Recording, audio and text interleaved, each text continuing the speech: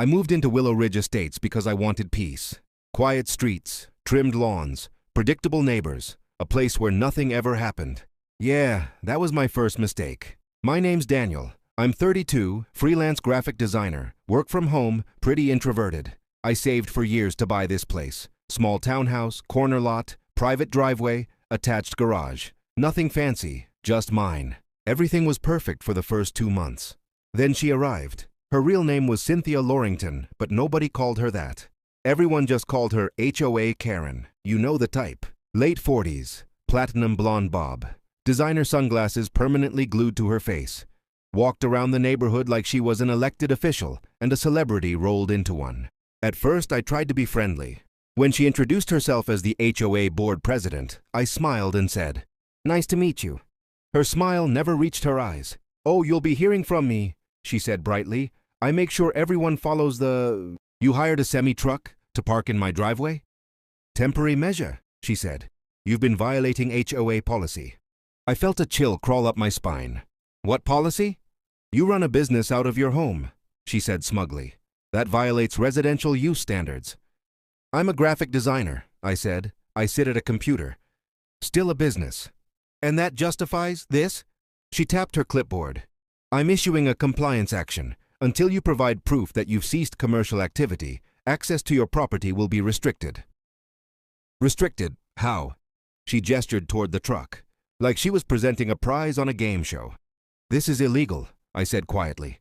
Her smile widened. "Prove it." I called the police. Right there, standing in my driveway, while Karen watched me like it was live theater. "Yes," I told the dispatcher. "There's a semi-truck illegally blocking my driveway. The HOA president claims she put it there." Karen mouthed the words, "Good luck."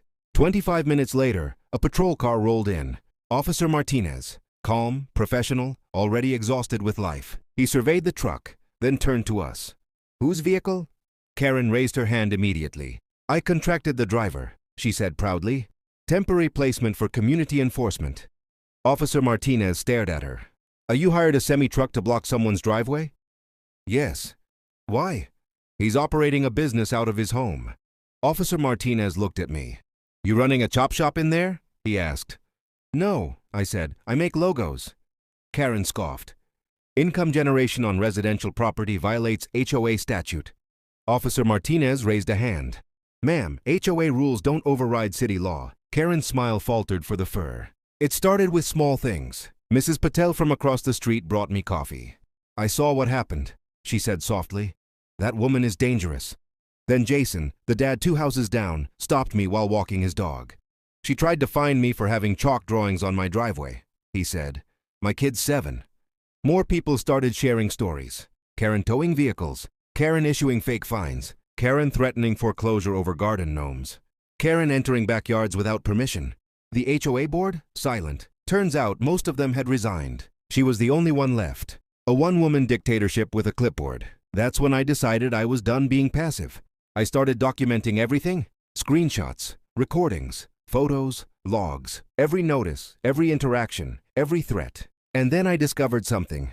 The HOA's financials. Public record. And Karen had been authorizing contractor payments to companies that didn't exist, including the semi-truck. The payment was listed as community enforcement.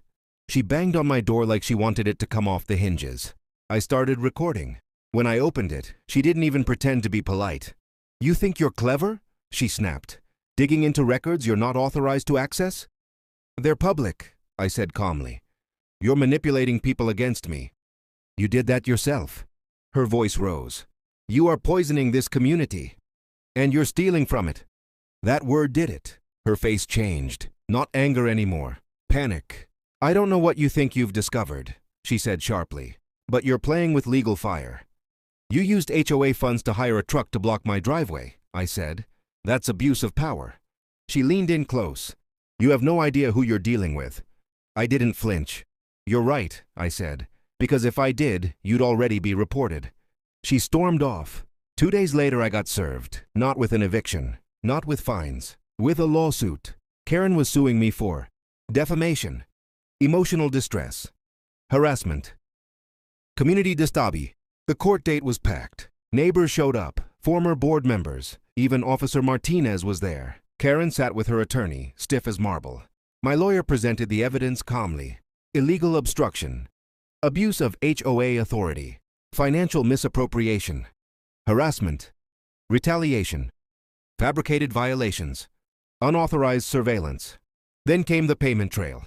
Community Enforcement Services LLC was traced directly to Karen's cousin's bank account. The courtroom murmured. The judge's expression hardened.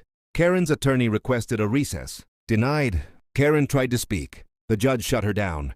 By the end of the hearing, the lawsuit was dismissed. A criminal investigation was opened. Karen was removed from the HOA. A restraining order was issued.